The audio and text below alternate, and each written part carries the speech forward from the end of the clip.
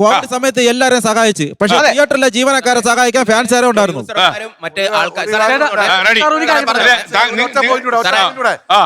നിങ്ങൾ മനസ്സിലാക്കണം, ഫാൻസുകാരെ നമ്മൾ ഇത്ര മോശമായി സംസാരിക്കില്ല. കാരണം അറിയോ, ഇവര് ഒരു തിയേറ്ററിലേക്ക് ഒരു ഷോയ്ക്ക് ഇവരുടെ ആൾക്കാരെ കൊണ്ട് 100 രൂപ ഷോയ്ക്ക് 300-400 മേടിക്കുന്നുണ്ടെന്ന് പറയാറുണ്ട്. ബാക്കി പൈസ അവർ എന്തിനു ചെയ്യുന്നത്? ചാരിറ്റിക്ക് ഉപയോഗിക്കുക അവര്. നമ്മൾ മനസ്സിലാക്കണം, ഇവര് ശരിക്കും തല്ലുകൊള്ളുക പാവങ്ങള്.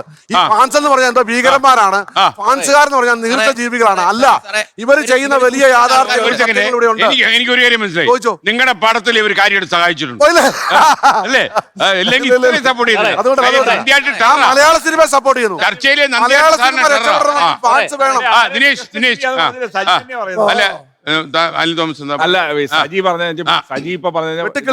ആരും പറഞ്ഞ വെട്ടുക്കിളികളെന്നോ നികഷ്ട ജീവി ആരും ഫാൻസുകാരെ പറ്റി പറഞ്ഞില്ല. സജി ഇവിടെ റിപ്പീറ്റഡ് ആയിട്ട് പറഞ്ഞു ഇപ്പൊ വീട്ടിൽ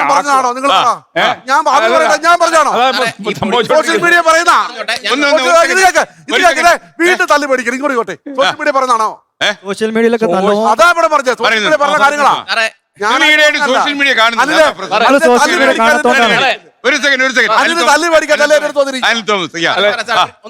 ഞാൻ പറഞ്ഞ ഒരു വാക്കുണ്ട്, മമ്മൂക്കയും ലാലേട്ടനുമാണ് ദ ലാസ്റ്റ് സൂപ്പർ സ്റ്റാർസ് എന്ന് പറയുന്നത്. അത് കഴിഞ്ഞ ഞാൻ മുഴുവൻ പറഞ്ഞിട്ട് കേൾക്കുന്നത്. അല്ല, അദ്ദേഹത്തിന് പക്ഷേ ദിലീപിനെ കൂടെ പറയാം. അല്ല, ദിലീപിനല്ല, ദിലീപൊക്കെ അല്ലേ അടുത്ത സുഹൃത്താണ്. പക്ഷെ നമ്മൾ ജനറലൈസ് ചെയ്ത് ഇങ്ങനെ പറയേണ്ട. എന്താണെന്നറിയോ, കഴിഞ്ഞ 48-50 വർഷമായിട്ട്, അതായത് ഓർഗാനിക് ആയിട്ടുള്ള അതാ പറഞ്ഞത്, അവരെ സംബന്ധിച്ചിടത്തോളം അവരുടെ പേര് ദാറ്റ് സെൽസ്. ഞാനതാ പറഞ്ഞത്, 100 രൂപ മുടക്കി ഒരു നിർമ്മാതാവ് അവരെ വെച്ച് പടം എടുത്താൽ അവരുടെ പേര് കൊണ്ട് തന്നെ അതൊരു 1000 രൂപയായിട്ട് തിരിച്ചു വരുന്ന ഒരു പ്രക്രിയയുണ്ട്. ഇവിടെ ബാക്കി എത്ര താരങ്ങൾ ആ ഗ്യാരണ്ടി ഉണ്ട്. അവരെ സംബന്ധിച്ചിടത്തോളമാണ് ഈ ഫാൻസുകാരോട് എനിക്ക് ചോദിക്കാനുള്ളൊരു ചോദ്യം. അത് സസ്റ്റെയിൻ ചെയ്ത ഒരു നിർമ്മാതാവിന് അല്ലെങ്കിൽ ഒരു തിയേറ്റർ വ്യവസായ സിനിമാ വ്യവസായത്തിനകത്ത് ഹോൾ അങ്ങനെ ഒരു ഹെൽപ്പ് ഇവിടെ കിട്ടുന്നുണ്ടോ എന്നുള്ളത് ചോദിച്ചു. സാർ ഉദ്ദേശിക്കുന്നത് ആ സഹായം കിട്ടുന്നുണ്ടോ? അതെ, തീർച്ചയായും കിട്ടുന്നുണ്ടല്ലോ. നേരത്തെ ഇവരെല്ലാ സുഹൃത്തുക്കളെ വ്യക്തമാക്കിയത് തിയേറ്ററിന്റെ ഫ്രണ്ടിൽ ചെയ്യുന്ന കാര്യം, തിയേറ്ററിൽ ആൾക്കാരെ ആകർഷിക്കുന്ന കാര്യങ്ങൾ ഇതെല്ലാം ചെയ്യുന്നു. പിന്നെ ഇതിൽ കൃത്യമായ ഫോളോ അപ്പ്. നല്ല ഫാൻസുകാരാണെങ്കിൽ തിയേറ്ററിൽ വരാതെ തന്നെ തിയേറ്റർ ഉടമകളെ വിളിച്ച് അന്വേഷിക്കും, എങ്ങനെ പടം ഓടുന്നുണ്ട്, കളക്ഷൻ എങ്ങനെയുണ്ട്. ഇതെല്ലാം ചെയ്യുന്ന ഒരുപാട് ഫാൻസുകാരുണ്ട്. ഞങ്ങൾ എല്ലാവരും ചെയ്യുന്നതാ.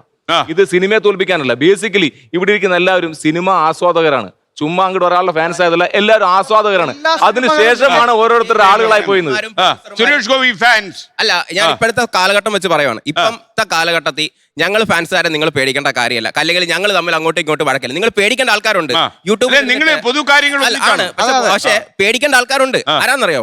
ഒരു കൂട്ടം പലതരം ഡ്രസ് ഇട്ടിട്ട് ഇന്നത്തെ കണ്ടന്റ് അല്ലെങ്കിൽ ഇന്നത്തെ കാര്യം പടം ഉണ്ടല്ലോ യൂട്യൂബിൽ അതിനുവേണ്ടി തന്നെ ബിസിനസ് എന്ന് പറഞ്ഞ് തന്നെ ഇരിക്കുന്നവർ, അവരെ പേടിച്ചാൽ മതി. അവരെടുത്തിടുന്ന സംഭവം കാണാൻ ആൾക്കാരുണ്ട്, അവരതനുസരിച്ച് പൈസ ഉണ്ടാക്കുന്നുണ്ട്. അതാണ് ഈ റിവ്യൂവേഴ്സ് എന്ന് പറയുന്നവരാണ് മലയാള സിനിമയുടെ ക്യാൻസർ. മലയാള സിനിമയുടെ ക്യാൻസർ നിങ്ങൾ അടിക്കുന്ന ബോംബുകളെ കുറിച്ച് കടുപ്പാ. ലോകത്തെവിടെയായാലും ഏത് സമയത്തും 24 വാർത്തകളും ഓഗ്മെന്റഡ് റിയാലിറ്റി പാക്കേജുകളും എക്സ്പ്ലെയിനറുകളും വിശദമായി കാണാൻ ഞങ്ങളുടെ യൂട്യൂബ് ചാനൽ നിങ്ങൾക്ക് സബ്സ്ക്രൈബ് ചെയ്യാം.